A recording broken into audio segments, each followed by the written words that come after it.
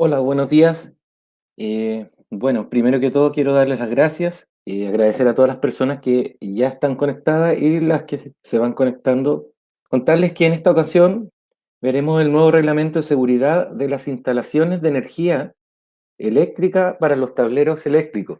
Así que vamos a dejar un botón para que puedan tener la posibilidad de descarga de esta presentación para todas las personas que deseen descargar esta presentación. Contarles que voy a partir mostrando el video de nuestra empresa, de Dartel, para los clientes o personas que no conocen nuestra empresa.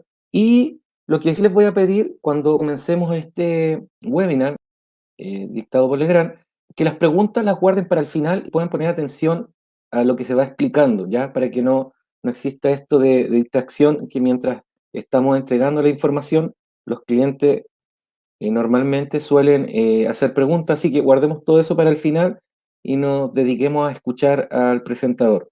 Bueno, como les dije, los voy a dejar con el video de nuestra empresa. Dartel Electricidad nace en 1970 gracias a la iniciativa y visión de futuro de su fundador, don Julio Vidal Jiménez, quien abre las puertas de su primera oficina en Avenida Mata 326, que a la fecha es su casa matriz. Con gran empuje y determinación, don Julio junto a su familia logran posicionar a Dartel Electricidad en el mercado chileno. Actualmente, contamos con 15 sucursales físicas a lo largo de todo el país, una sucursal virtual y un gran y moderno centro de distribución capaz de abastecer y almacenar insumos para todas las sucursales de Chile.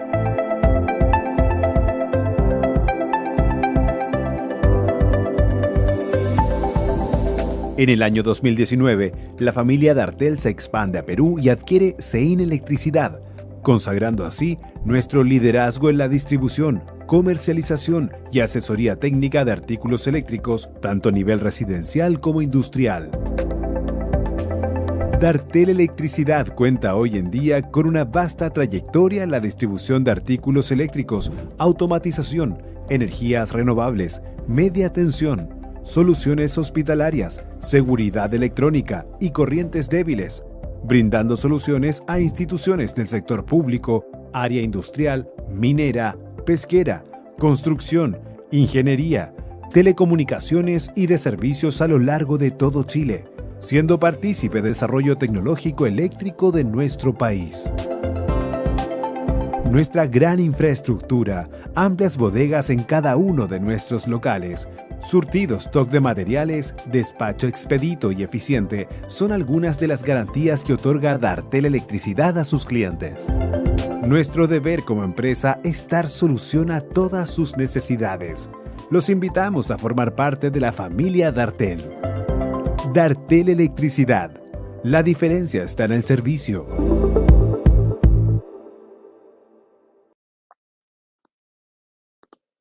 Bueno, tal como indicaba el video, nosotros somos una empresa líder en la venta y distribución de materiales eléctricos y la idea de poder realizar estos webinars en conjunto con las marcas es poder brindar una mejor solución a cada uno de nuestros clientes.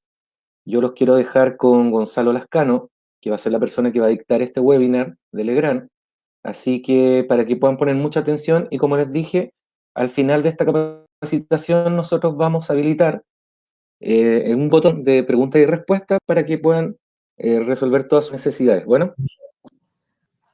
Ok, muchas gracias Claudio y muy buenos días a todos los colegas que están conectados. Voy a partir presentándome. Mi nombre es Gonzalo Lascano, pertenezco al equipo comercial de la empresa Legrand Betichino Chile. Soy el responsable de las cuentas corporativas y llevo 18 años trabajando en la compañía. Soy ingeniero eléctrico de profesión, vivo en la quinta región, aunque mi oficina está en Santiago. En tiempos normales estoy todos los días allá en Santiago. Hoy estoy en formato home office conectándome con ustedes. Así que bienvenidos y vayamos al tema que nos convoca. Agradezco a los colegas de Dartel que nos dan este espacio para justamente acercarnos a ustedes y conversar de este tema que hoy está presente en la contingencia del mundo eléctrico, que es este cambio normativo de gran importancia para la labor que nos convoca. Así que hablemos de este reglamento de seguridad de las instalaciones de consumo de energía eléctrica, pero como es un documento tan extenso, voy a hacer una presentación resumida de lo que trae en sí el famoso decreto 8, que es el que presenta lo que después es la parte que va al detalle en cada punto técnico, que son los pliegos técnicos. En este tema, en este día puntual, vamos a hablar del pliego técnico número 2, que es el que tiene que ver con el tema de tableros eléctricos. Entonces, haciendo un poco de historia, hay mucha gente que no sabe el trabajo que se realizó detrás de esto para llegar con este reglamento y con estos 19 pliegos técnicos. Este tema parte del año 2015, cuando la superintendencia genera un proyecto con una convocatoria al mercado completo, ya para trabajar en un proceso de revisión de la norma 4. ¿Ya? Esto parte a fines del 2015 con una primera consulta pública y se da observaciones prácticamente todo el primer semestre del 2016 para que, insisto, la comunidad, el mundo eléctrico en Chile, universidades, industria privada, obviamente los instaladores, las constructoras, pudiesen hacer comentarios y hacer propuestas de lo que se necesitaba para ir avanzando en este proceso normativo. Por ahí, por mediados del año 2018, se termina una segunda consulta pública donde ya habían observaciones de esta primera etapa, se recogen, se responden y nuevamente se hace un proceso de revisión y la superintendencia genera seminarios de difusión de este proceso de consulta en las principales ciudades de Chile, ¿ya? Donde le comenta al mercado, ¿ya? Al mundo eléctrico, lo que se está conversando, de lo que se está hablando y cómo se perfila este documento que terminó siendo este decreto 8 y sus pliegos técnicos. Después de estos dos procesos de consulta y de presentaciones, el 31 de enero del año 2019 se publica el nuevo reglamento, pero como una carta de presentación, lo que hoy conocemos el decreto 8. Es algo donde decíamos, sí, pero ¿dónde puedo ver cómo voy a tener que instalar los alimentadores? ¿Qué tengo que hacer con los tableros eléctricos? Eso no estaba. Había un documento que era un documento muerto como estaba al 2019. No tenía nada como para que pensáramos en aplicaciones. ¿Ya? Pero a fines del año 2020, a fines del año pasado, se publica en el diario oficial, primero de manera electrónica y definitivamente en papel el 12 de enero, se publica en el diario oficial estos pliegos técnicos, que ahora sí ya teníamos todo el material para dar inicio a este proceso que significa la aplicación hacia nuestro mercado de este reglamento 8 y sus pliegos técnicos. Entonces, si se dan cuenta, es una historia que se tomó de 5 a 6 años, este proceso normativo. ¿Y por qué un cambio? Ya lo que estoy mostrando acá es una gráfica donde se ve cantidades de accidentes eléctricos. Aquí estamos hablando de accidentes eléctricos que tuvieron algún tipo de consecuencia en daño a las personas desde el año 98 hasta el 2017. Lo que se ve en esta línea, que está en la parte central, en el año 2004, es justamente cuando se produjo el cambio de la norma 4. En Chile veníamos con una incidencia de eventos que andaba en promedio entre los 85, 90 accidentes por orígenes eléctricos, con consecuencias graves o de muerte. Y con la aplicación de la norma 4 del año que se publicó en 2003 y empezó a ocuparse ya en 2004, si se dan cuenta hay una tendencia a la baja en este índice de accidentabilidad. Pero seguimos, el año 2017, con 50 accidentes graves con origen eléctrico. Entonces, el 2015 se inicia este proceso como, ok, vamos bien, pero queremos mejorar aún. Entonces, esto se enmarca en un contexto de seguridad de las personas. ¿Ya? Todos los que trabajamos en el mundo eléctrico somos responsables con lo que ejecutamos, nosotros como proveedores, con los productos que traemos al mercado, ustedes como instaladores, ¿ya? Con la manera en que los instalan hacia los usuarios, de la responsabilidad de estos usuarios que no son especialistas y que cada día ven cómo la electricidad va incrementando la presencia en el hogar del siglo XXI. ¿Ya? Para los que somos más tatitas, yo ya tengo 49 años, el Chile de los años 70 al Chile que vivimos hoy, eléctricamente hablando, instalaciones eléctricas. ¿Qué teníamos en los 70? Un televisor, un refrigerador, alumbrado, que prácticamente era todo incandescente. Podríamos decir que esas eran las principales cargas. Después venían algunos electrodomésticos menores. Hoy día las casas han ido incorporando una cantidad de consumos eléctricos y de interacción de los usuarios que justamente requieren elevar la seguridad de estos usuarios porque la electricidad definitivamente está presente en el hogar y con un lugar preponderante como energía para llevar adelante todo el quehacer de las viviendas comunes, las oficinas, la industria y todo el entorno. Entonces, y sigo, ya no me quiero extender más, pero por ejemplo, acá hay otra explicación de las razones del cambio. En la superintendencia se definen defectos muy graves cuando se hace una revisión de una instalación, ¿ya? Y los principales defectos muy graves son estos 5 que se ven en esta zona de la presentación. Ya, por ejemplo, un empalme que no cuenta con protección termomagnética. Ya nosotros podemos decir, mejor me saco el pelo si me encuentro con eso, pero sucede. Instalaciones que no cuentan con una tierra de protección, principalmente en algunas regularizaciones, pero todavía se encuentra esa falla en las revisiones de la superintendencia. Circuitos que contienen enchufes que no disponen de protección diferencial. ¿Ya? Al principio de la aplicación del reglamento 4, cuando ya pasó a ser obligatorio el interruptor diferencial, hubo alguna resistencia, pero yo diría que ya por lo menos los especialistas lo tenemos asumido. El diferencial es obligatorio, ¿ya? Y no es un incremento de precio en la instalación, sino que es un incremento en la seguridad de las personas. El diferencial es la protección de la vida. Y un quinto defecto que habla de que los conductores de los circuitos no queden protegidos por la capacidad que da el termomagnético. Entonces aquí se hace una gráfica donde de esos 5 defectos, por ejemplo, de las revisiones que hace la superintendencia, en un 51% de los casos de estas revisiones se encontraron con un defecto de estos 5 muy graves. En un 24% con 2 defectos, en un 5% de las revisiones con 3 y en un 1% con 4.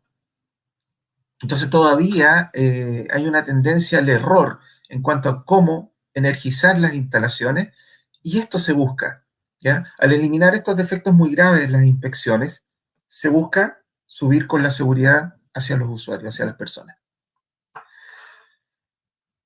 Algunos datos de esta razón del cambio, por ejemplo, al año 2015, nuestros colegas que trabajan en el mundo del gas eran 770 instaladores, se hacían del orden de 17.000 presentaciones de instalaciones con el TC6. En este caso, la superintendencia hace un 100% de la cobertura de certificación. ¿Ya? El sello verde o el sello rojo o el sello con observaciones del gas hace bastante tiempo que ya es una realidad. La cobertura de fiscalización directa de la superintendencia es de un 3,7, pero con una tercera parte hacen ese 100%. Y el rechazo por defectos, es de un 5%, defectos críticos que llaman en el gas. Las principales causas, fugas, ¿ya? Y un índice de CO2 sobre lo permitido. Veamos qué pasa en el mundo eléctrico. En el mundo eléctrico, nosotros tenemos la barbaridad de inscribir más o menos al año 160.000 instalaciones a través del T1. Somos del orden de 5.500 instaladores. Esto tiene que haber subido bastante porque son datos del 2015. ¿Ya? La cobertura de certificación aquí no aplica, porque la superintendencia hace solamente algunas muestras y en las instalaciones más emblemáticas va a hacer revisiones. ¿Ya? La fiscalización es de un 3%, ¿ya? Para esta muestra aleatoria, pero este es uno de los cambios que está preparando este nuevo reglamento. Pero fíjense acá, este dato es doloroso, ¿ya? Yo me identifico, pertenezco al mundo eléctrico. Tenemos un 38% de rechazo por defectos críticos, por lo que mostraba yo hace 12 slides atrás. Las principales causas: falta del diferencial, ¿ya? Y conductores no protegidos por disyuntor. Esos son lo que más se repite. Entonces, hacia allá va este reglamento 8. ¿Ya? ¿Qué es lo que hace este decreto 8? ¿Ya? De la misma manera como partía la norma 4, ¿ya? Establece exigencias mínimas para considerar en una instalación de consumo de energía eléctrica, pero exigencias mínimas en base al diseño, la construcción y puesta en servicio, y aquí ya empiezan los cambios en la operación, reparación y mantenimiento. ¿Ya? Con el reglamento, con el decreto 8, empezamos a caminar hacia lo que ya tienen implementado nuestros colegas del gas. ¿Ya? Viene un segundo paso de cambio normativo donde se va a entrar con el tema de la certificación de instalaciones. O sea, para que usted pueda presentar su T1 hacia la superintendencia, va a tener que contar con la aprobación de una tercera parte. Ese es un proceso que sigue en camino. Ahora, ¿dónde aplica? Porque también es una pregunta que me han hecho algunos colegas del mundo más industrial, porque dicen, oye, la norma 4 sí nos aplica a nosotros, pero en lo que es oficina, en el campamento, en las mineras, pero netamente la norma 4 es residencial. En el decreto 8 está escrito y dice, para toda instalación de consumo de energía eléctrica hasta el punto de conexión del cliente final con la red de distribución, que es lo que tratamos de graficar en este diagrama. Toda instalación de consumo eléctrica hasta el punto de conexión, hasta el empalme con la red de distribución. Ese es el ámbito de aplicación del decreto 8. En el decreto 8, si bien es cierto, es un documento como formal, podríamos decir que forma parte del mundo de los abogados eléctricos, donde presentan lo que va a ser una norma técnica, un reglamento técnico. Se hacen algunas definiciones importantes y que hay que tenerlas claras, porque cuando vayamos leyendo los pliegos van a decir, se exige en los lugares de reunión de personas, y aquí aparece el concepto de reunión de personas. Entonces es importante que lo tengan claro. ¿Qué es un lugar de reunión de personas?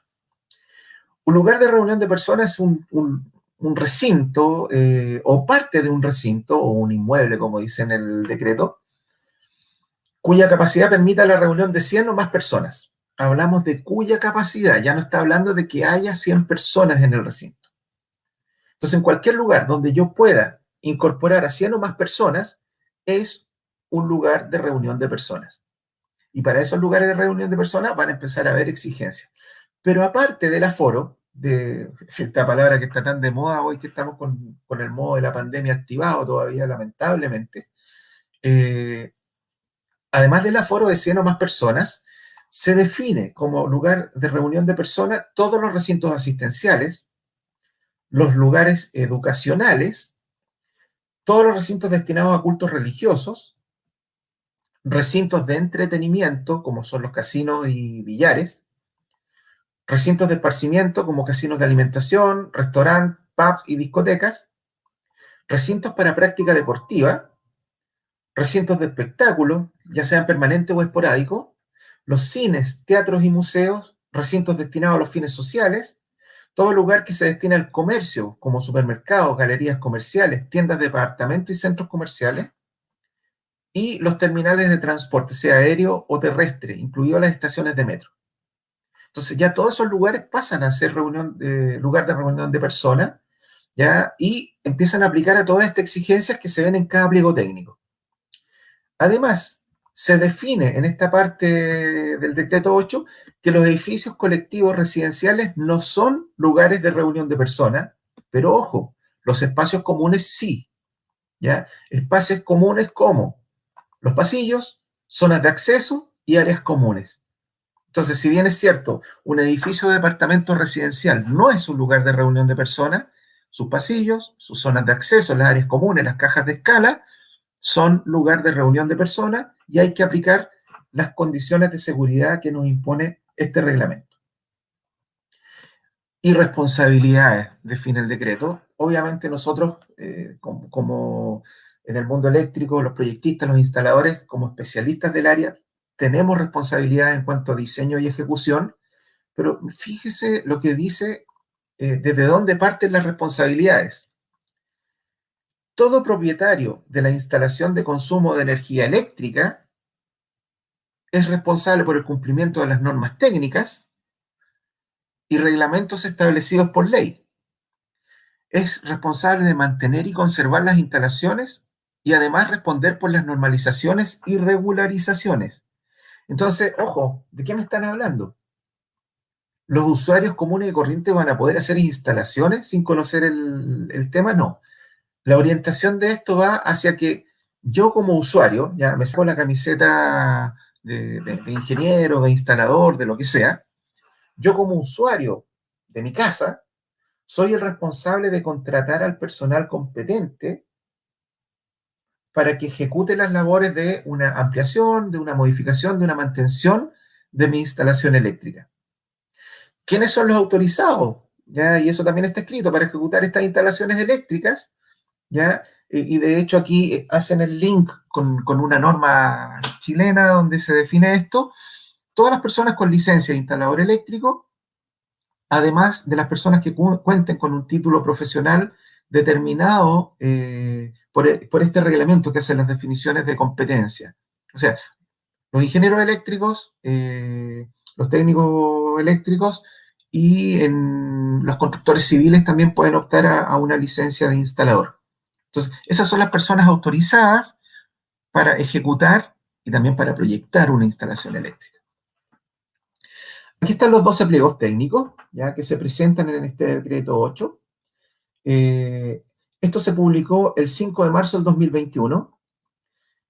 Y respecto a la vigencia, que es una pregunta que aparece mucho, se habla de que la vigencia de este decreto 8 y sus pliegos técnicos es una vez que transcurran 6 meses desde la publicación en el diario oficial. Entonces, si hacemos ya ese prorrateo a los 6 meses, el día 12 de julio del 2021 es que entran en vigencia los pliegos técnicos y el nuevo decreto 8. Junto a este tema de presentación de la vigencia, de cuándo comienza, se coloca de inmediato un artículo transitorio en el artículo 12 del decreto 8, ¿ya? Donde dice, requisitos de este reglamento y pliegos técnicos serán exigibles para toda instalación declarada a la SEC con posterioridad a la fecha de entrada en vigencia, este día que dijimos que es el 12 de julio, del respectivo pliego técnico. Excepción, toda obra que tenga un permiso de construcción aprobado antes del 12 de julio se puede construir con los requerimientos de la norma 4. O sea, si yo estoy trabajando en una obra, ¿ya?, que recibió su autorización, su permiso de construcción, por ejemplo, el 11 de julio, puedo aplicar la norma 4 por más que mi instalación comience en agosto, porque la obra recibió el permiso de construcción el día 12 de julio. Entonces, en ese caso, yo pudiese aplicar todavía la norma 4. Pero para todo lo posterior, toda obra que reciba permiso de construcción después del 12 de julio, tienen que aplicar decreto 8 y los respectivos pliegos técnicos. Todos los pliegos técnicos, como decía, entran en vigencia el 12 de julio, salvo ¿ya? El pliego número 15, que se entró en vigencia antes, que tiene que ver con la electromovilidad. Todos los sistemas de carga para vehículos eléctricos, eso se anticipó, ¿ya? Y viene algunos meses antes en cuanto a la vigencia. pero todo el resto de este reglamento comienza a entrar en vigencia de manera obligatoria este 12 de junio del 2021.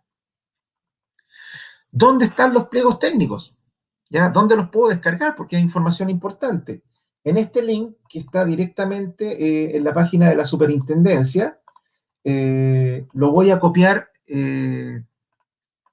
acá en el chat de esta reunión, lo acabo de pegar por si alguien todavía no tiene los pliegos técnicos, lo puede descargar del link que acabo de dejar, que es lo mismo que está en la presentación, los lleva directamente a la página de la SEC, ¿ya? Y en lo que se trata de mostrar acá en la parte de la fotografía, ustedes ingresan y pueden descargar todo, ¿ya? El decreto 8 y los 19 pliegos técnicos.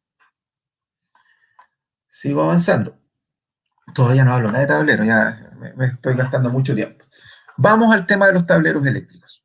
Entonces, el objetivo del RIC 2, que es un RIC, Reglamento de Instalación de Consumo, ¿ya?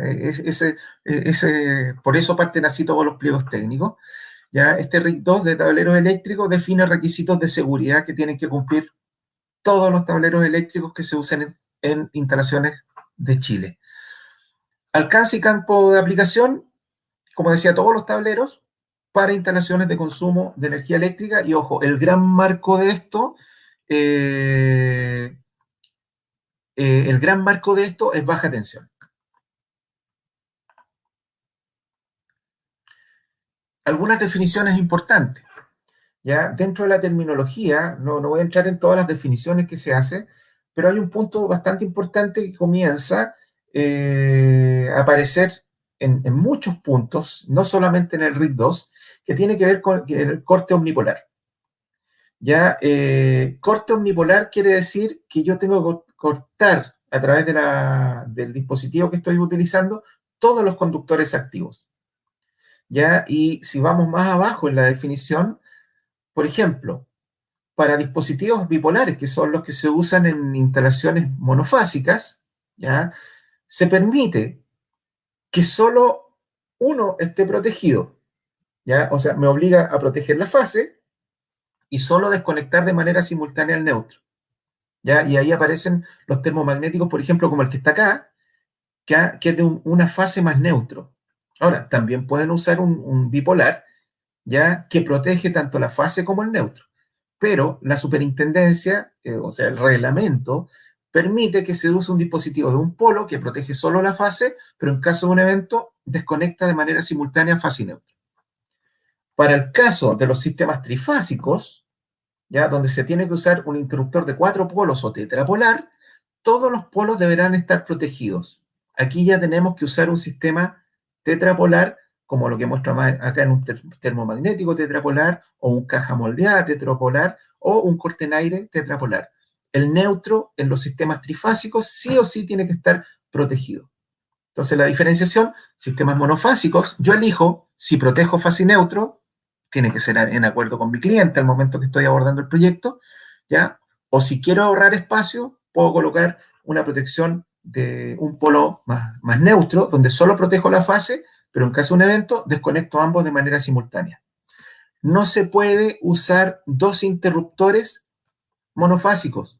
Por ejemplo, en un sistema monofásico, un termomagnético para proteger la fase, más otro de un polo para proteger el neutro. ¿Por qué? Porque no estoy cumpliendo esta parte que dice desconexión simultánea del conductor neutro y de la fase.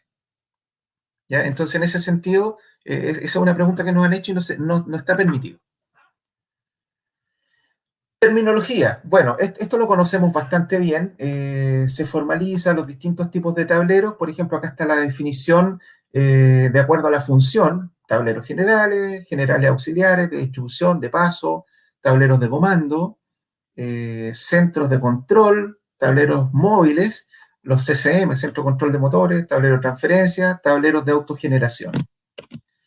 Después, si nos vamos a la parte de acuerdo a la carga controlada, aparecen los tableros de alumbrado, fuerza, clima, control, computación, y aparece el comodín, para los que les gusta jugar a los naipes, a las cartas.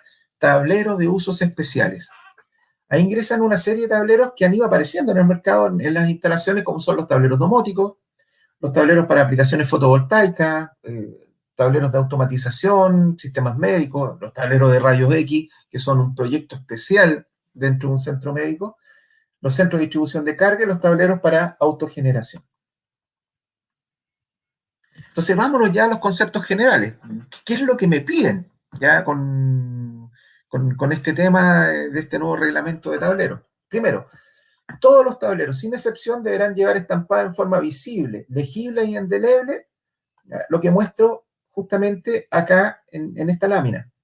Primero, esta chapa, ¿ya? Que es lo que habitualmente pegamos en la parte exterior del tablero, donde tiene que decir el nombre del fabricante. ¿Ya? En este caso estoy pensando en un tablero que haya sido integrado por Legrand.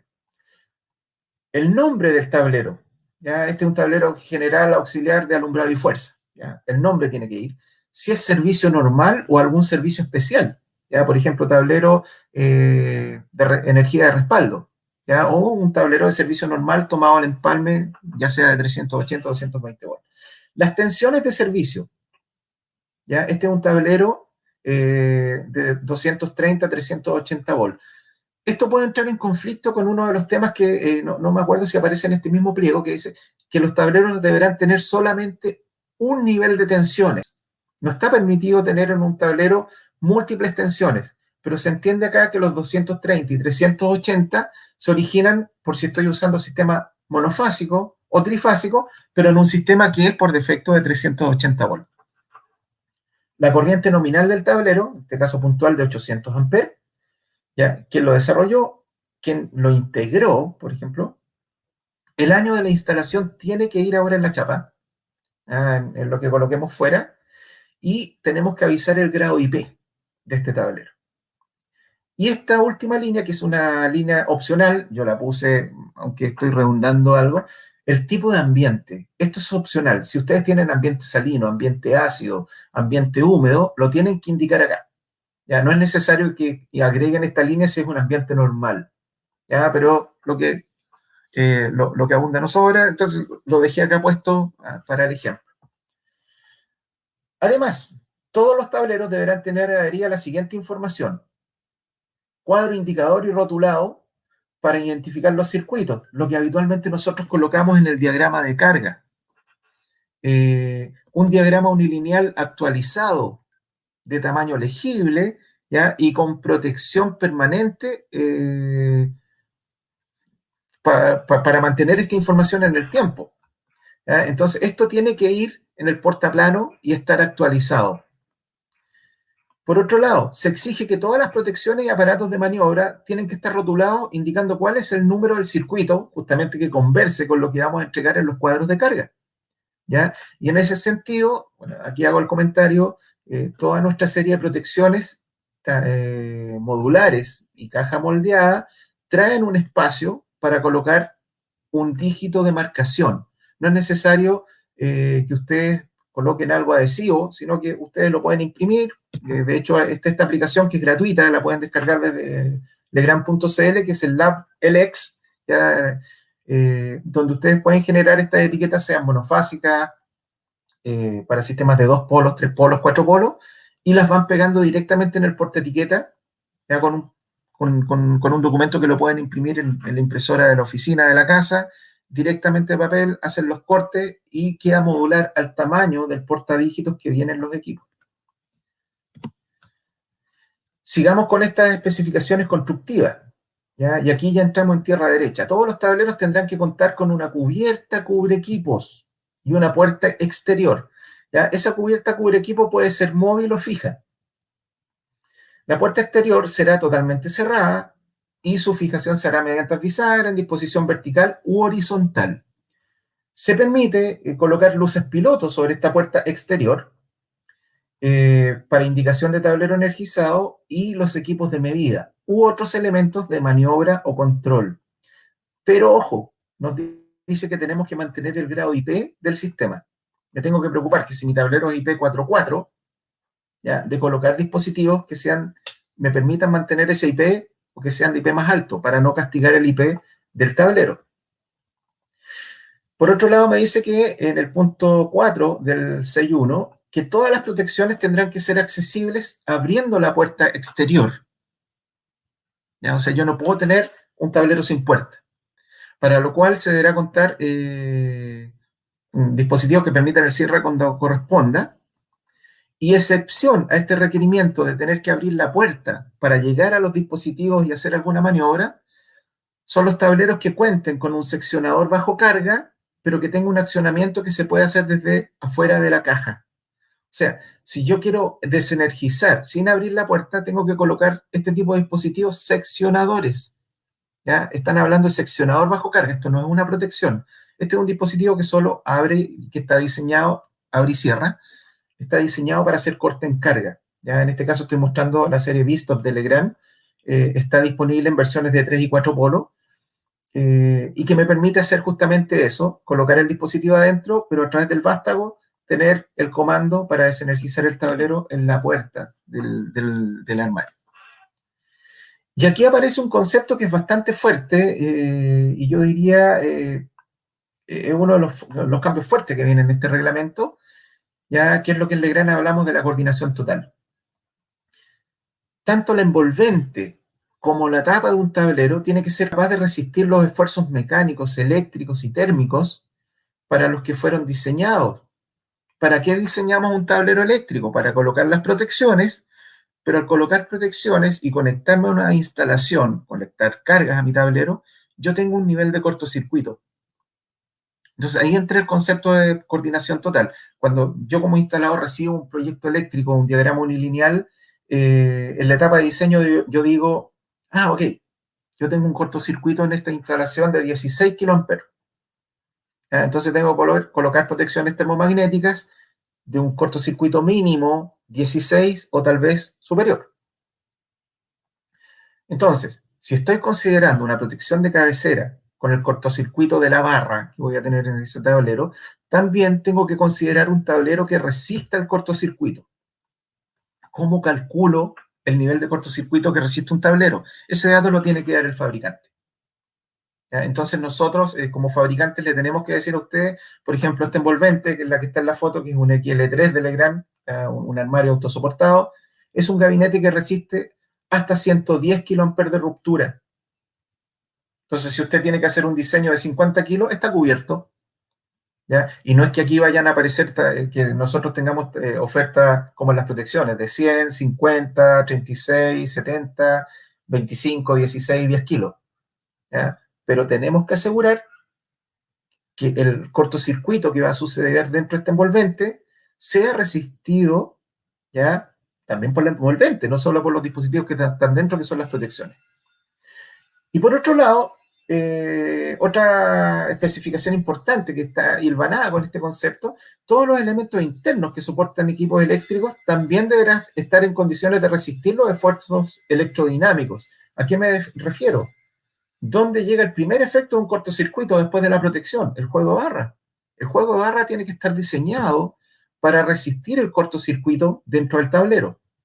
Entonces, por eso hablamos del concepto de coordinación total. Ya aquí le robo el concepto a un colega dentro de la empresa. Un gabinete que no tenga la especificación de cortocircuito pasa a ser como un camión sin freno. A lo mejor tengo todo bien funcionando, pero si no funcionan los frenos, no sé dónde voy a terminar en caso de tener un evento eléctrico. Entonces, en ese sentido, coordinación total es lo que se incorpora acá. El gabinete tiene que resistir el cortocircuito de diseño, ¿ya? Y los elementos interiores también. Dentro de las definiciones, en este reglamento se habla de cajas, gabinetes y armarios. De modo rápido, la caja es un tablero de baja capacidad, dimensiones reducidas, el tablero residencial. Los gabinetes pasan a ser los tableros sobrepuestos que habitualmente colocamos con un grado medio de carga. Aquí aparecen, por ejemplo, las cajas tipo Atlantic, las cajas marinas, ¿ya? Son tableros que los puedo sobreponer o también los puedo embutir, ¿ya? Pero habitualmente van instalados en muros o sobre estructuras autosoportantes. Y los armarios, cuando estamos hablando de un tablero que va a ser autosoportado y donde tengo una gran concentración de dispositivos.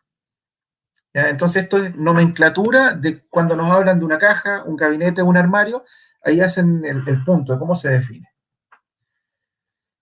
Sigo en estas especificaciones constructivas. El conjunto de los elementos que constituyen la parte eléctrica de este tablero tiene que ser montado sobre un bastidor, placa de montaje o riel DIN fijado sobre montantes, ¿ya? Que tienen que ser mecánicamente independientes del tablero, caja, gabinete o armario. ¿Ya? Entonces, ya me están diciendo que este conjunto de elementos tienen que ir en un accesorio ya tipo bastidor, placa de montaje o riel DIN, pero eso fijado sobre montantes. No me puedo fijar hacia el fondo de una caja. El cableado que se use para la interconexión entre dispositivos tiene que hacerse en bandejas portaconductores no metálicas, ¿ya? Y la sección máxima que puedo utilizar es de un 50% de la sección transversal de esta bandeja. ¿Cuál es la única excepción para no usar esta canaleta ranurada, la canaleta lina, ¿ya? Son aquellos tableros eléctricos que tengan menos de 8 circuitos. Entonces, todo tablero con más de 8 circuitos tiene que llevar esa canaleta ranurada. Veo que el chat está bastante movido. Yo, como estoy en el tema de la presentación, tengo un par de colegas que me están ayudando con las consultas para que al final las revisemos. Ya como decía Claudio cuando partimos, por favor no piensen que no lo estamos tomando en consideración, pero me gusta que el chat esté movido porque eso quiere decir que hay debate y hay consulta. Prosigo. En las instalaciones nuevas, el tamaño inicial de los tableros deberá prever una ampliación de un 25%. Ya, pero este es un punto que se debate desde el reglamento anterior. Es un 25% por cada tipo de servicio que contenga el tablero eléctrico. Si tengo un tablero que resume, por ejemplo, fuerza y alumbrado, tengo que considerar, bueno, cuando hablamos de alumbrado, se considera el alumbrado y los enchufes, podríamos decir, residenciales dentro de la instalación, y cuando hablo de fuerza, ya son enchufes para cargas mayores. Pero si tengo los dos servicios, o aclarando más el concepto, tengo fuerza y computación. Ahí ya tengo dos servicios. Tengo que considerar un 25% para cada servicio. ¿Ya? Cada servicio tiene que tener ese 25% adicional. Entonces, ojo con los porcentajes de holgura que tenemos que dejar. Eso está en el punto 6.1.16.3 ya, de este reglamento. ¿Ya? Y para esta condición se tiene que dejar espacio disponible tanto en las barras, para que me pueda conectar con ese 25 adicional, pero también en los lugares de fijación de dispositivos, ya sea un riel DIN o soporte para las protecciones. Por otro lado, las cajas se pueden construir por placas de acero plegadas, soldadas, que darán esta rigidez mecánica que se requiere, donde se podrán montar estos bastidores de perfiles de los que se hablaba en uno de los puntos anteriores, ¿ya? Y se cerrarán también con placas plegadas, donde aquí también viene un cambio fuerte. Me acuerdo que en el reglamento 4 se hablaba de espesores de la chapa, y se hablaba de un sistema de decapado y toda una definición del proceso de pintura. Hoy día, en el punto 6.1.18 se dice, tiene que tener un proceso de acabado que garantice resistencia a la corrosión. Desaparece el concepto de las exigencias en cuanto a 2, 3 milímetros de sección para las chapas. Pero ojo, acuérdense que me están pidiendo que el gabinete ahora resista el cortocircuito. O sea, no están preocupados de que el tablero sea un submarino, pero sí que funcionalmente resista los eventos electromecánicos que van a suceder dentro de él. Ya yo ahí veo un gran avance. Sigo con las especificaciones de construcción. Los elementos no metálicos que se usan en la construcción de estas cajas deberán cumplir con ser no higroscópicos, o sea que no absorban humedad, tienen que ser autoextinguientes, arder sin llama y emitir humos de baja opacidad, ya con residuos gaseosos no tóxicos. La resistencia mecánica mínima que se exige para estas partes plásticas o no metálicas, IK7. Y en caso que estos tableros con partes no metálicas vayan a la intemperie, tener una buena resistencia a la radiación UV. Ya, por ejemplo, aquí yo coloco una caja marina. Nuestra caja marina es de poliéster con aleación de fibra de vidrio, ¿ya? Y se somete a una prueba de resistencia a la radiación UV. Entonces, si ustedes tienen que, por ejemplo, hacer una instalación a pleno sol, por ejemplo, en este caso lo tienen muy claro las mineras, donde los tableros convencionales, no metálicos, definitivamente se empiezan a resquebrajar después de un tiempo, ahí tienen un equipo que está certificado para resistir la radiación UV. Y en caso, y aquí aparece el concepto de reunión de personas, en el caso que la instalación sea en un local de reunión de personas, ¿se acuerdan que le dije, ojo con este concepto? Este plástico tiene que ser libre de halógeno. Entonces, así van a empezar a aparecer en distintos pliegos requisitos para cuando instalen equipos en recintos de reunión de personas. Los tableros se tienen que construir con un índice de protección, un grado IP, adecuado al medio ambiente y a las condiciones donde se instale. No se acepta tablero sin puerta. El tablero sin puerta está fuera de lo que pide este reglamento interno. Ojo, estamos hablando de consumo de electricidad. Yo sé que en algunas aplicaciones, por ejemplo, de Datacom, ya en la parte de data, pueden haber bastidores abiertos. No estamos hablando ahí de un tablero que consume energía. Ya estamos hablando de un tablero para otro tipo de aplicación. Pero para los tableros eléctricos, no se permite tableros sin puerta y los IP mínimos son IP41 para instalaciones interiores, IP44 cuando estoy al exterior pero bajo un techo, e IP54 cuando estoy en el exterior y sin techo. Las intervenciones a la envolvente tienen que mantener el IP. Por ejemplo, si tengo un tablero 5.4 y le pongo un piloto IP44, la resultante es un envolvente IP44. Castigué el IP de la caja. Entonces ustedes siempre tienen que ir sumando accesorios del mismo IP o superior al de la caja. Si es superior, no quiere decir que suban el IP del tablero, pero lo mantienen. Ya, y en el caso de tableros intemperies, solo acceso al tablero por la zona inferior. En el caso que ustedes tengan tableros como este que está intemperie, solamente por la parte inferior se puede acceder, ya sea con algún tipo de conduit, o si es que llegan directamente desde una trinchera entrando por el zócalo a un armario autosoportado. Importante, en cuanto al material eléctrico, ya estoy dejando un poco la parte constructiva. Aquí ya empezamos a hablar de los equipos dentro de un tablero. No se acepta cableado entre equipos, ya con conexiones hechas de dispositivo a dispositivo. Una sola excepción, la conexión entre el termomagnético y el diferencial. Aquí sí yo puedo salir del borne de carga del termomagnético hacia el borne de alimentación del diferencial.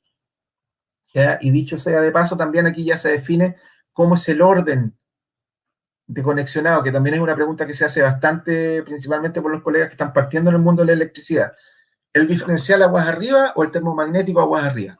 El termomagnético aguas arriba porque está protegiendo térmica y magnéticamente de un cortocircuito, de una sobrecarga al diferencial, y el diferencial, si es un interruptor diferencial, no tiene protección a la sobrecarga, tampoco al cortocircuito, y si el diferencial es, por ejemplo, un 2x25 y le hago circular 32 amperes por él, ya no va a proteger, porque no es su función proteger de las corrientes de carga o nominales, se va a quemar.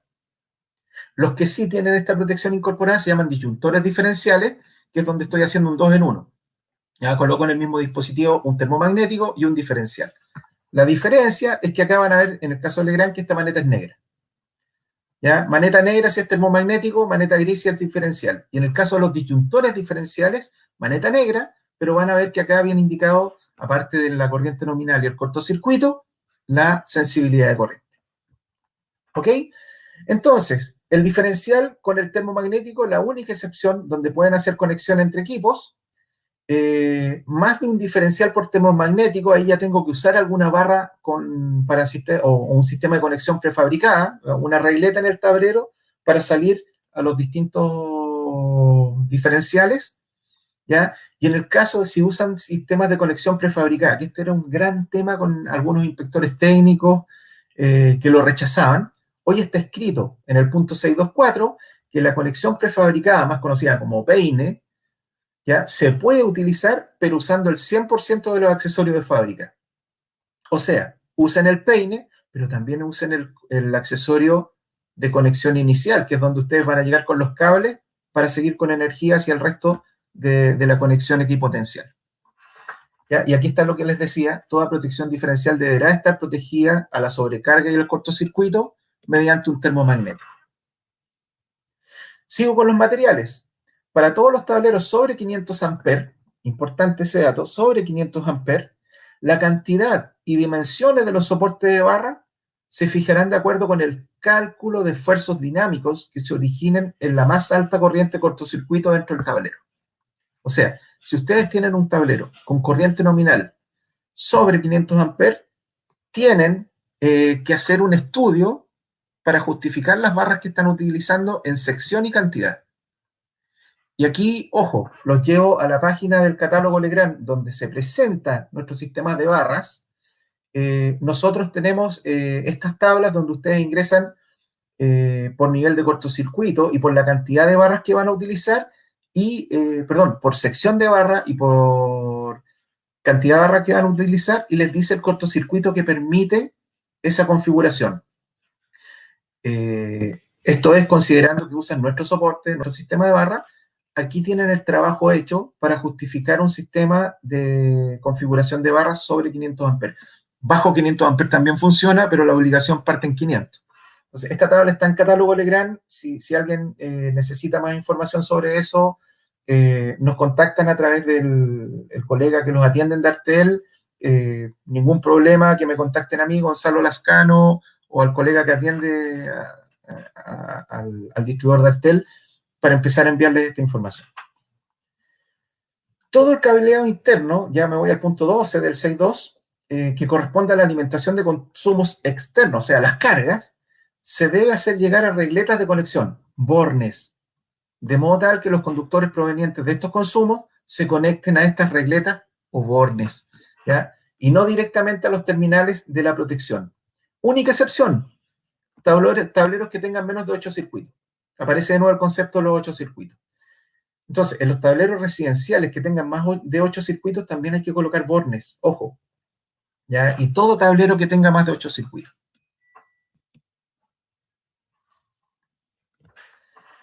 En el caso de los tableros que tengan capacidad sobre los 100 amperes, hay que colocar el instrumento de medida que me indique tensión y corriente sobre cada fase. Aquí ya también hay un cambio, la norma 4 se hablaba desde los 200, ahora desde 100 amperes hay que colocar el equipo de medida. Todos los tableros deberán llevar indicación visual con luces piloto para indicar presencia de tensión. Ya tienen que estar conectados directamente a la entrada del alimentador o subalimentador sobre cada fase, ¿ya? Y esto también rige para los tableros que contengan alimentación de emergencia. O sea, si tengo un tablero de distribución que es energía principal, energía de respaldo, tengo que poner 6 pilotos. 3 para la energía normal, 3 para la energía auxiliar. Excepción, tableros domiciliarios, ojo, tableros domiciliarios hasta 3 circuitos. Si el tablero no es para uso domiciliario, ¿ya? Y tiene 2 circuitos, igual tengo que poner piloto. Atención. Los dispositivos de control, indicadores visuales o luces piloto, los instrumentos de medida u otros que estén montados en un tablero y que necesiten energía eléctrica para su funcionamiento, se tienen que alimentar desde circuitos independientes, cuya protección podrá ser como máximo de 10 amperes y de capacidad de ruptura adecuada. O sea, hoy tengo que hacer un circuito para los pilotos en cuanto a alimentación y otro independiente para el equipo de medida. Ya habían algunos que usaban un solo sistema y con protecciones independientes. El orden del conexionado.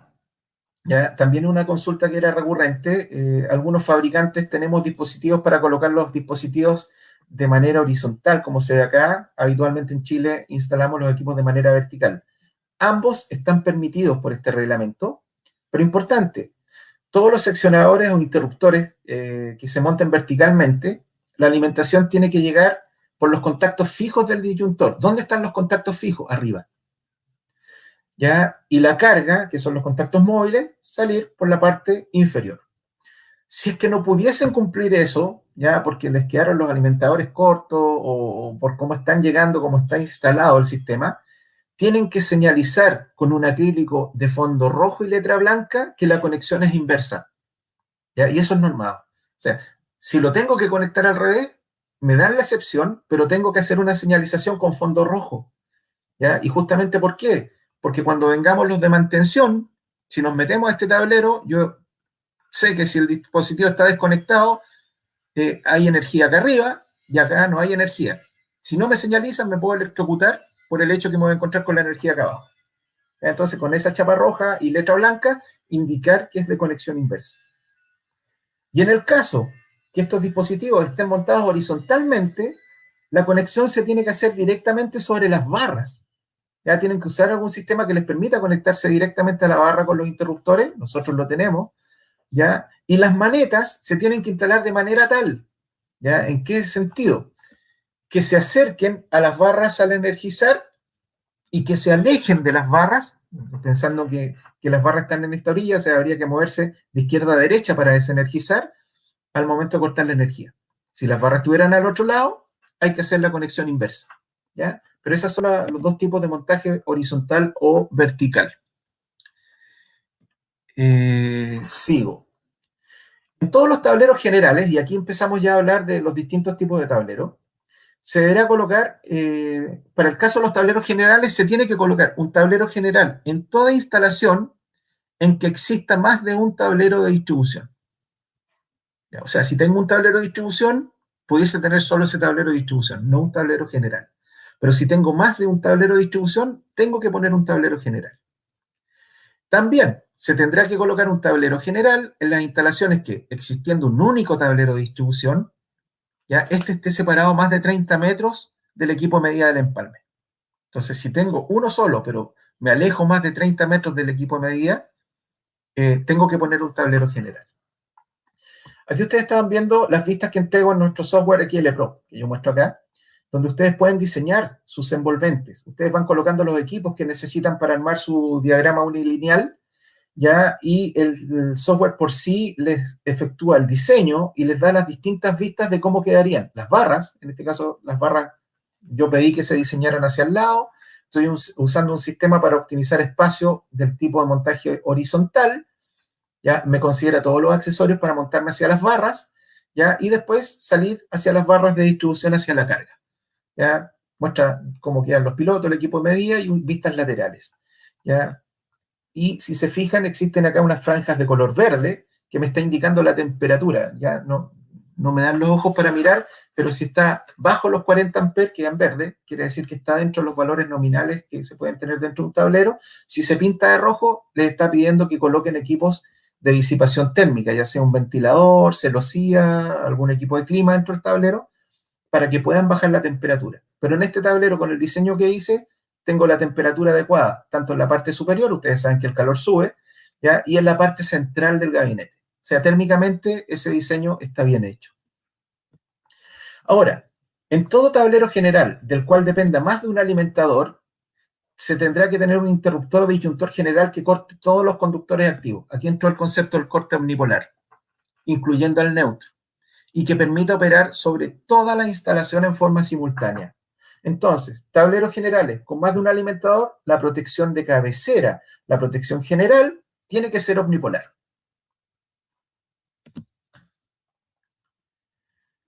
Tableros de distribución, máximo 25 circuitos por cada protección general. Ya, como les decía, si tengo un tablero de fuerza o un tablero de clima y un tablero de alumbrado, tengo que tener 25 circuitos máximos, tanto para fuerza, y 25% circuitos máximos para computación. Protección de cabecera omnipolar para estos tableros de distribución, excepción en los tableros residenciales de hasta 3 circuitos. O sea, tableros residenciales de 4 circuitos o más tienen que colocar una protección de cabecera omnipolar.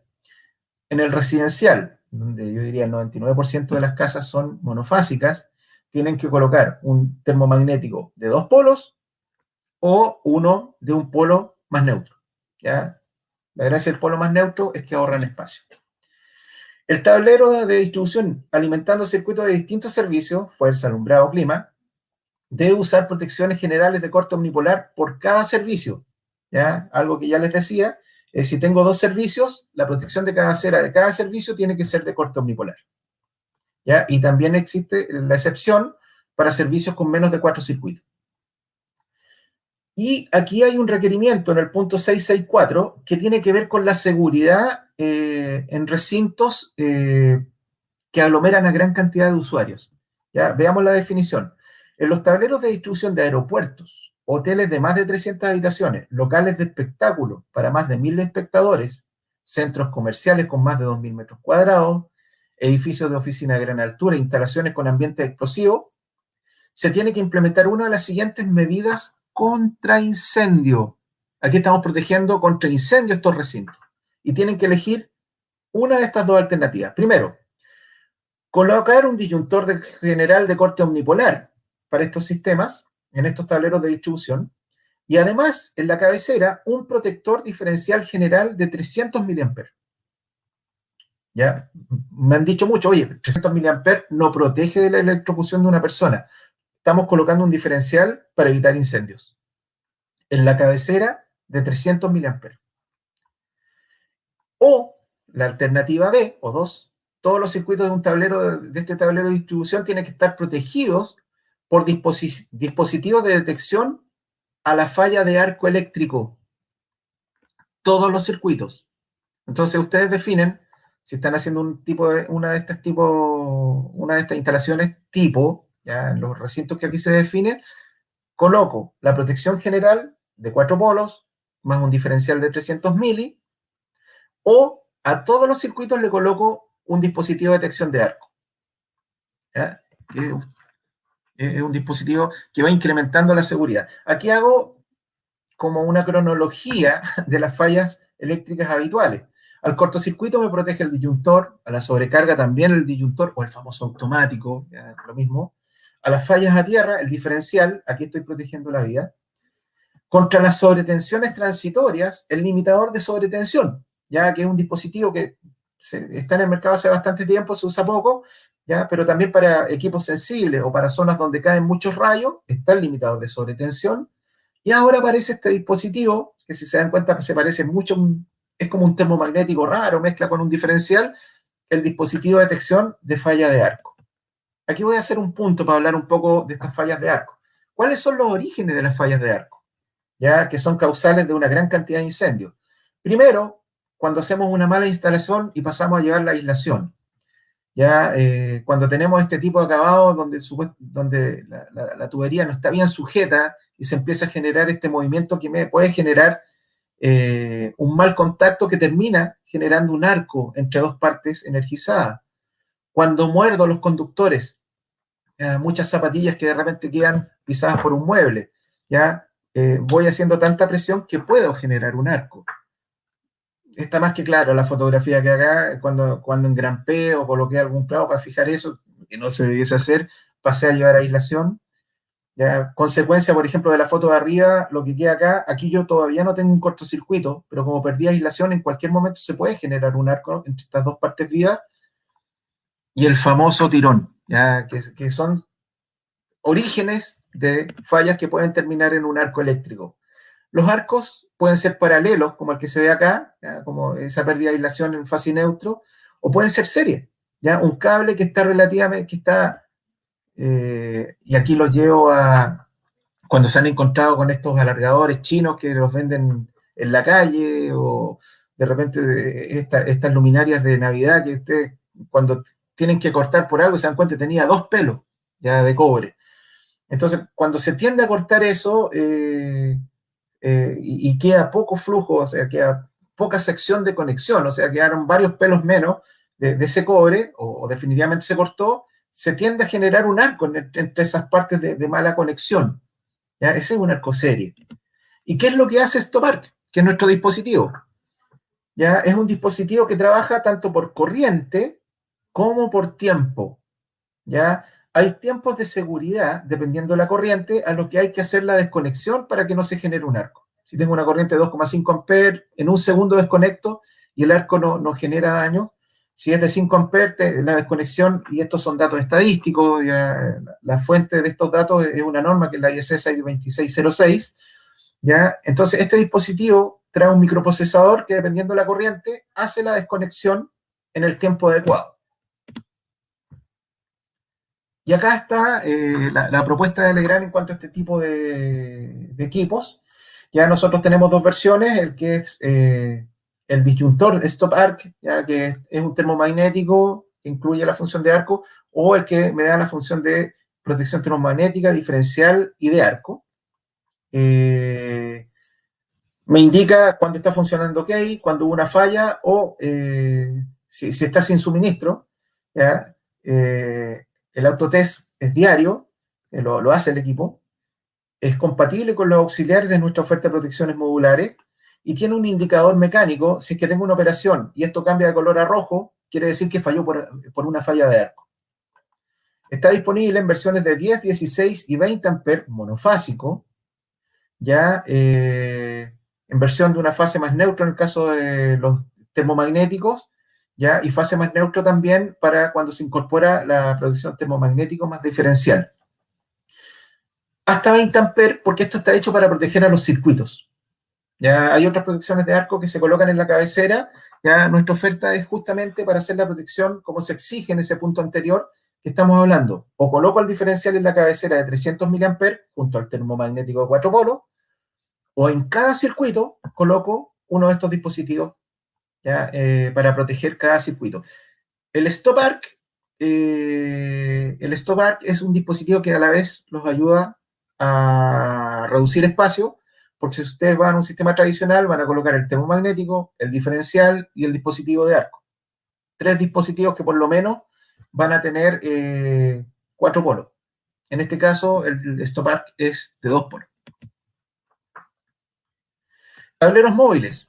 Ya en el caso de los tableros móviles o el famoso tablero faena, todos los tableros móviles deben contar con señalética de operación, un pulsador exterior con enclavamiento para desconectar este tablero en caso de una emergencia.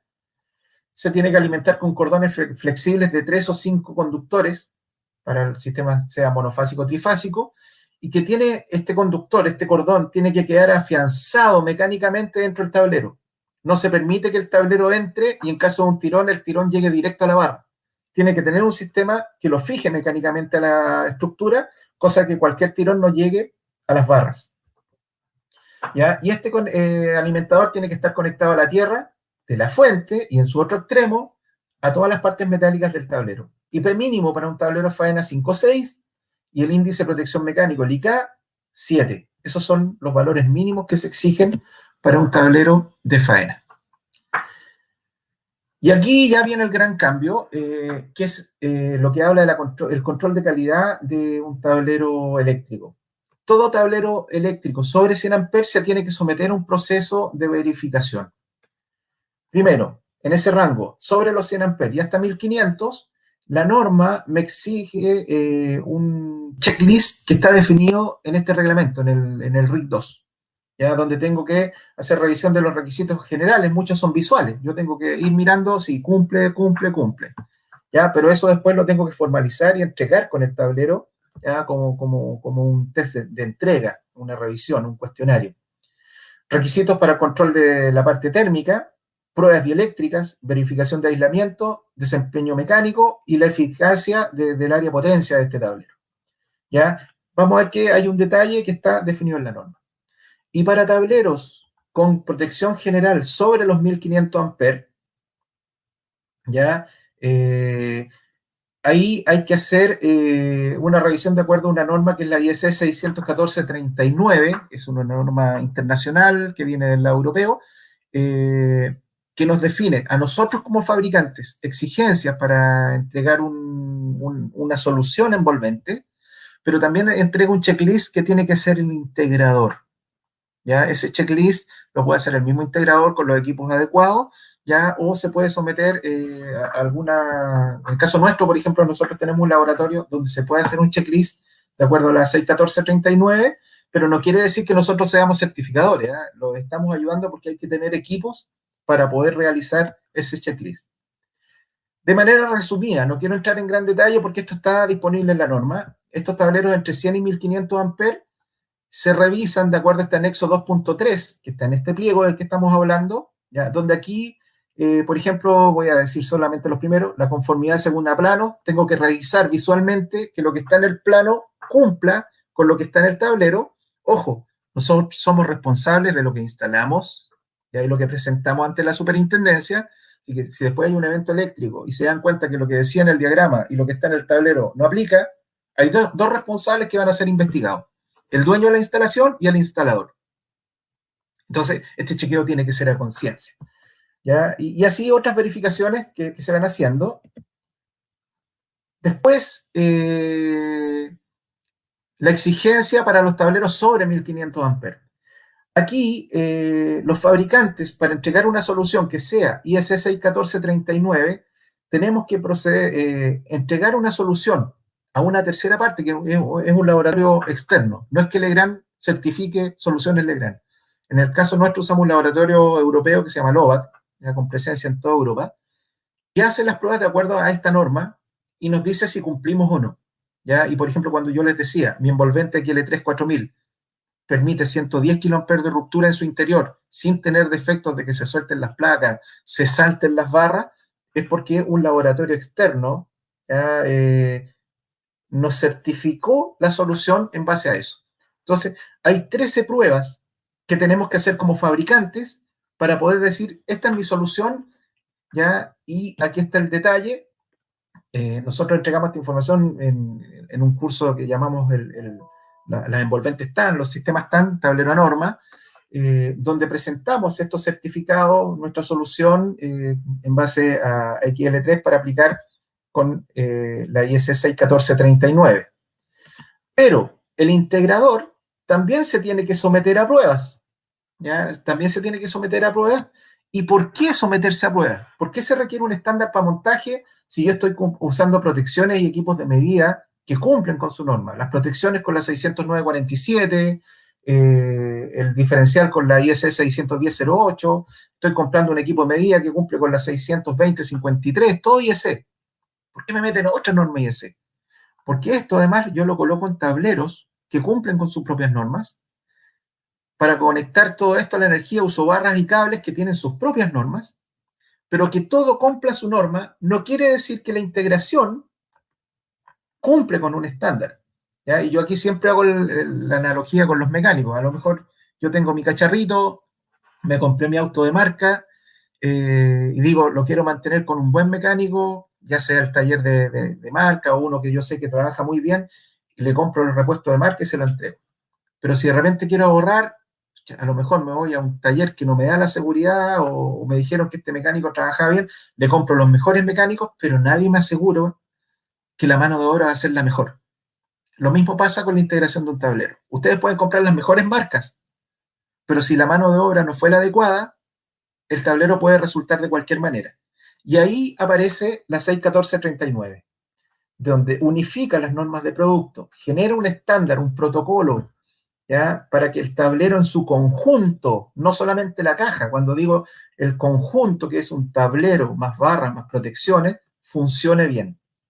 ¿Ya? Y para que esto funcione, se tiene que cumplir todos estos hitos, tanto por el lado del fabricante como también por el lado de la integración. ¿Qué es un tablero norma? ¿Qué es un tablero 61439? Son diseños que cumplen con los máximos requisitos de los reglamentos de seguridad, por ejemplo, el caso local, el decreto 8, la 61439, son fabricaciones estandarizadas, ya con productos y sistemas. En el caso nuestro, son productos Legrand Betichino, ya ustedes se van a encontrar que si a lo mejor van a Perú, van a ver que el mismo tablero está bajo la marca Betichino, son temas de branding. Se generan estos ensayos individuales para poder entregar esta solución certificada. Y definitivamente con una opción de asistencia en marcha, de puesta en marcha, perdón. Muy rápido, ahí están las 13 pruebas tipo que se hacen para estas verificaciones, las 11 pruebas de rutina que se exigen para el tablerista. Aquí me voy a apurar un poco porque no quiero entrar en grandes detalles para dejar espacio para las preguntas. Aquí se muestran los certificados, en el caso, por ejemplo, que trabajen con una solución nuestra que se entregan para cada tipo, para las 13 pruebas que nos entregamos nosotros como fabricante. Y aquí están los tests que hay que hacer a la integración de un tablerista local.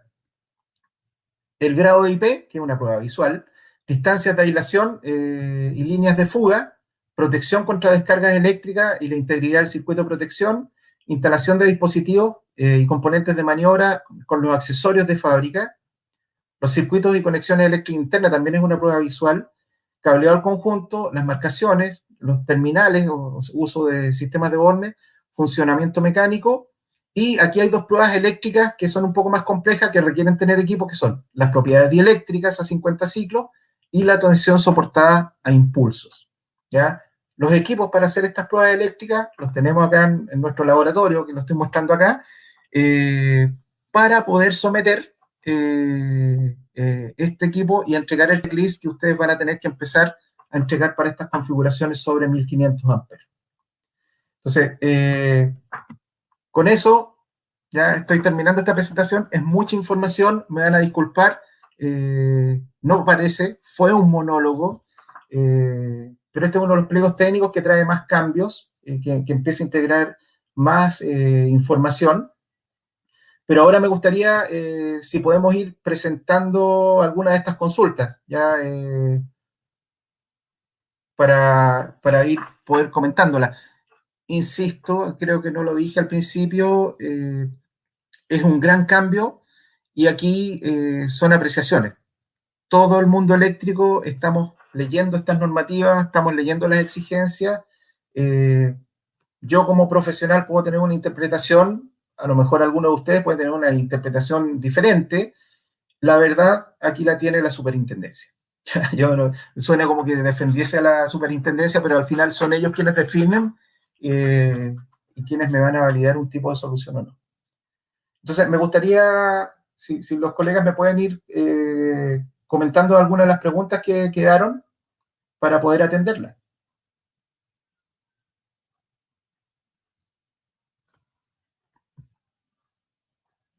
No sé si está por ahí Claudio.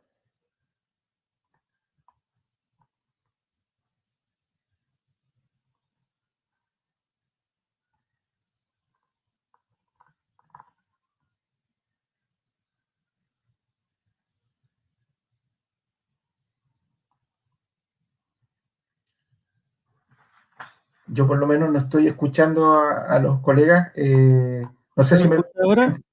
Ah, sí, ahí se escucha Claudio. Sí, es que parece que hay como un problema de señal. Sí, estoy acá. Ya.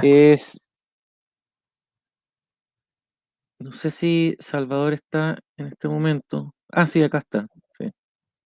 Para que vayamos viendo, como dices tú, las preguntas.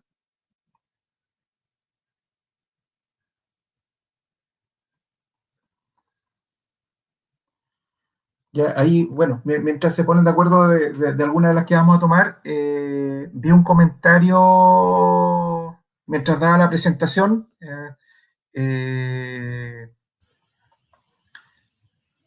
donde se hablaba de que la superintendencia ya está rechazando algunas instalaciones. Insisto, apreciación personal. Ya yo no trabajo con la superintendencia, les voy a dar una apreciación personal. Esto tiene que partir en las fechas que yo les decía, o sea, en julio es la fecha de entrada en vigencia. Lo que sí está sucediendo, que algunos usuarios están diciendo, oye, no, esto parte en julio, mi instalación la estoy haciendo ahora, pero desde ahora quiero entrar con este nuevo requerimiento. No están cumpliendo con no están corriendo en ningún delito, en el sentido de que aquí estoy yendo sobre el estándar actual. Si coloco una protección de 4 polos, estoy yendo a una protección sobre lo que me exigía la norma 4. ¿Ya? Entonces, en ese sentido, es un tema de apreciación, pero me parece raro que la superintendencia pueda estar rechazando algo. ¿Ya? Distinto a lo que pueda pasar con un hito, porque el usuario final ya está pidiendo este reglamento. ¿Ya? Pero es como extraño. Y aquí tengo una primera pregunta de Tatiana Cataldo. Dice, ¿los tableros domiciliarios sobre 4 circuitos deben llevar luces pilotos? No me acuerdo de memoria en la presentación. Déjame buscarlo acá. Se mencionaba ese tema. No me acuerdo si son 4 o 5. Ya, pero... A ver, aquí está el requerimiento del uso de pilotos. Tableros de distribución. Ya.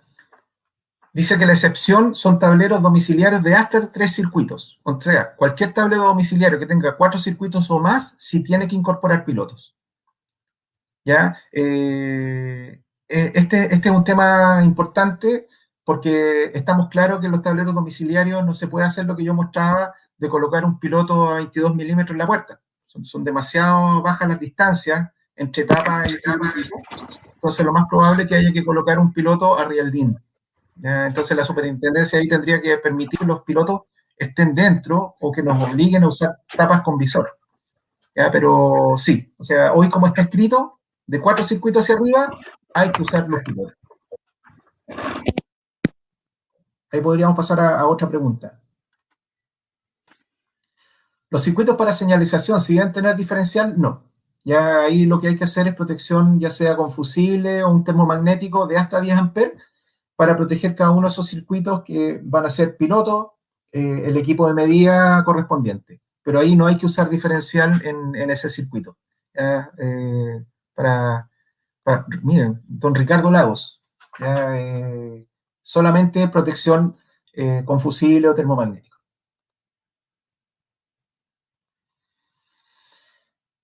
A ver, Néstor Rampondi me pregunta si el nuevo reglamento aplica para la industria y minería. A ver, en todo lo que es uso de energía, sí, por supuesto. De hecho, en uno de los pliegos técnicos de instalaciones especiales, creo que es el 11, hablando de memoria, hay un capítulo, un apartado que habla para campamentos mineros. Entonces, absolutamente sí, aplica para la industria, pero hay muchas definiciones dentro de la industria que van a seguir con los estándares de fabricante, pero en todo lo que es tableros, en todo lo que es sistemas de alimentadores, en la parte de iluminación, absolutamente a todas las instalaciones, incluyendo industria y minería.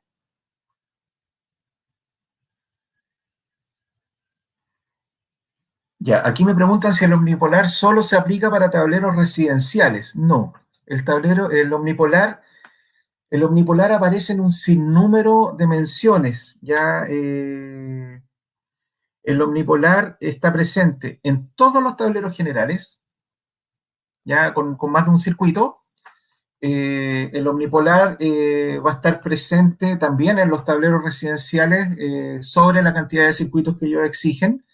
El omnipolar incluso se pide en tableros de transferencia cuando se habla de sistemas de transferencia cerrada o con sincronismo.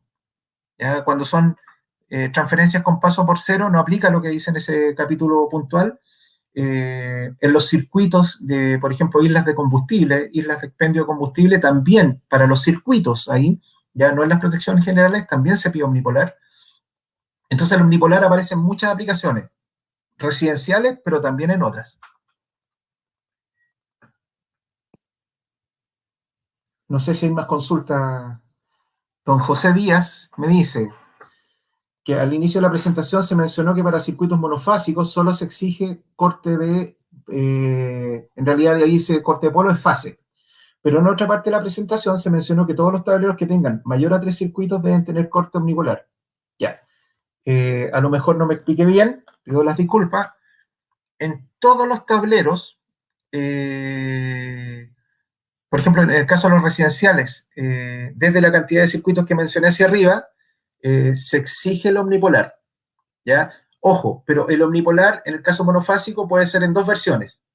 Hay un dispositivo que se llama de un polo más neutro, que desconecta de manera simultánea fase y neutro, pero solo protege la fase. Y está el dispositivo de dos polos que protege fase y neutro. ¿Cuál es la gracia del dispositivo fase más neutro? Que es de un solo polo. El de dos polos ya me ocupa de un solo módulo, ya, y el de dos polos me ocupa dos módulos de 17,5 milímetros, 17 milímetros cada uno. ¿Ya? Entonces, en instalaciones de ese tipo, puedo elegir en las monofásicas si uso un fase más neutro, donde solo protejo la fase, pero desconecto simultáneo en una falla los dos. ¿Ya? Pero en los trifásicos me obliga siempre a proteger y desconectar simultáneo fase y neutro. Entonces, espero haberlo aclarado, pero partamos de la base que monofásico y trifásico siempre tengo que desconectar de manera simultánea fase y neutro. La diferenciación está en que en los monofásicos puedo no proteger el neutro, pero sí estoy obligado a desconectar simultáneo. ¿Ya? Eso es. Espero haber aclarado, don José, su pregunta. Después tengo acá una consulta de don Luis Vega. Dice, cuando viene integrado el disyuntor diferencial, a diferencia de tener los dispositivos separados, es más simple detectar la falla. El disyuntor diferencial tiene algún testigo de tipo de falla. En el caso, a ver, no es obligatorio, pero en el caso de Legrand sí. ¿Ya? Cuando ustedes tienen un disyuntor diferencial y la falla es por aislación, o sea, una falla diferencial, hay una zona donde se señaliza, ¿ya? Ustedes van a ver un indicador que está operado. Ah, fue falla diferencial. Porque ese es el gran problema. ¿Ya? Si tengo un dispositivo 2 en 1 y operó, chuta, tengo una sobrecarga, tengo un cortocircuito o tengo falla de aislación. ¿Ya? Esto discrimina si es falla diferencial, ¿ya? Y si no está encendido ese piloto, por defecto es una falla térmica o magnética. Sobrecarga o cortocircuito. Entonces, en ese sentido, en los disyuntores diferenciales de nuestra oferta, sí se puede diferenciar. Gracias por su pregunta, don Luis. Y aquí tengo otro comentario de don Carlos Torres. Dice el dispositivo Stop Arc si reemplaza a los otros elementos. Podríamos decir que sí, porque el Stop Arc en nuestra versión puede estar como termomagnético más dispositivo de arco. O sea, tengo el dispositivo de protección termomagnética para el circuito. ¿Ya? Y para ser muy claro, no necesito colocar un termomagnético más el Stop Arc. ¿Ya? Con el Stop Arc estoy protegiendo sobrecarga y cortocircuito y falla de arco, y si uso el que me da termomagnético más diferencial más arco, estoy cumpliendo las tres funciones en un solo dispositivo. Lo reemplaza, pero quiero ser sumamente redundante y que quede claro que reemplaza la protección termomagnética y o diferencial, dependiendo del que elijo, más la de arco, para el circuito puntual. No reemplaza el que está aguas arriba, ya como protección de cabecera. Esa es la diferenciación que quiero hacer.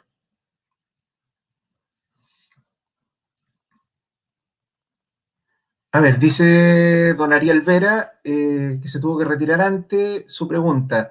¿Qué pasa con la llegada de acometida al tablero o caja de empalme que queda en el poste metálico de hormigón armado? Por ejemplo, la alimentación que generalmente se realiza con tubería galvanizada también se obliga a entrar por debajo del tablero.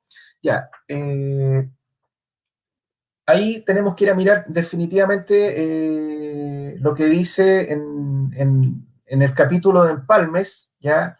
Y de hecho tenemos que salir del reglamento 8 porque la aplicación de este reglamento es justamente ya hasta el equipo de medida. ¿Ya? Entonces, ahí nos tenemos que ir justamente a la hoja de norma que habla de los tableros para empalmes.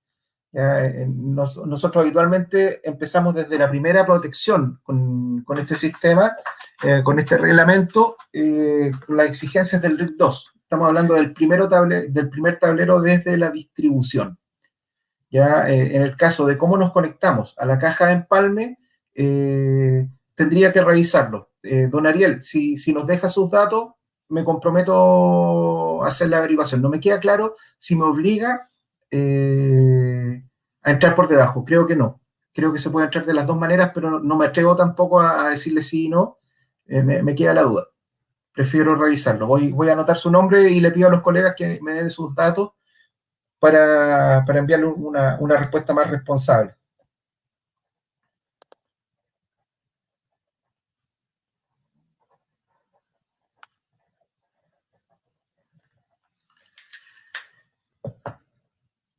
No sé si hay alguna otra consulta.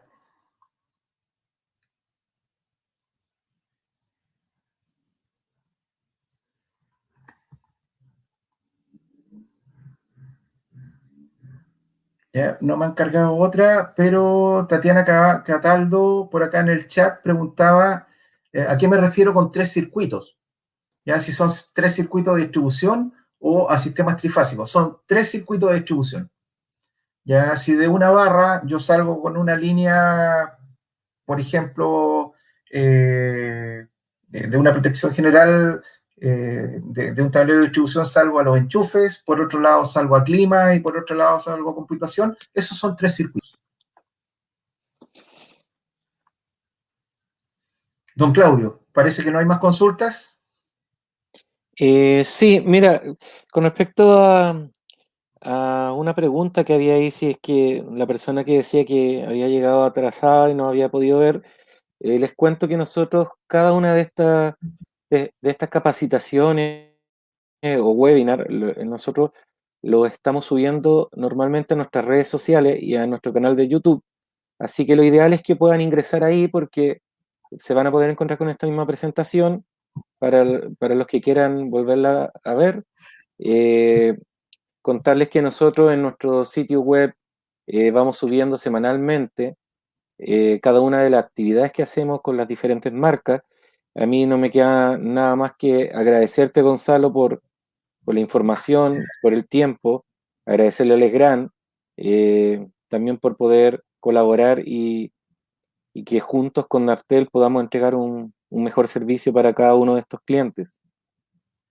Sí, Claudio, también muchas gracias a usted por el punto, por dejar este espacio.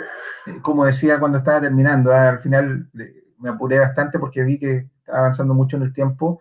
La presentación de un reglamento, y aquí estamos presentando nuestra apreciación del reglamento, eh, es densa. O sea, hablar de un reglamento es hablar de un documento legal. En este caso, Correcto. en la parte legal de un tema técnico. Entonces fue mucha información, algunas consultas puede que no hayan quedado consultadas, respondidas, perdón, pero en la presentación que tú estás compartiendo está mi correo, ningún problema que me escriban si quedan dudas para que las podamos ir compartiendo. Muchas de las respuestas que estoy dando han nacido de conversación con colegas del área, ya tanto el mundo de la ingeniería, instalaciones, así que insisto, aquí nadie es dueño de la verdad, y la superintendencia, aunque podamos estar de acuerdo o no con lo que nos responda, al final son los que van a definir cómo aclarar este tipo de disyuntivas cuando se generen, de qué manera interpretar el reglamento. Así que gracias, Claudio, te doy las gracias a ti y a toda la familia de Artel. Gracias a cada uno de los colegas que nos escuchó en la presentación y bueno, espero haber cumplido las expectativas que tenían para este curso. Que tengan muy buen día. Ya, muchas gracias a todos entonces por haberse conectado. Como les dije, vamos a dejar esta eh, capacitación o webinar alojada en nuestro canal de YouTube y en nuestras redes sociales. Bueno, que tengan un muy buen término de día. Hasta luego.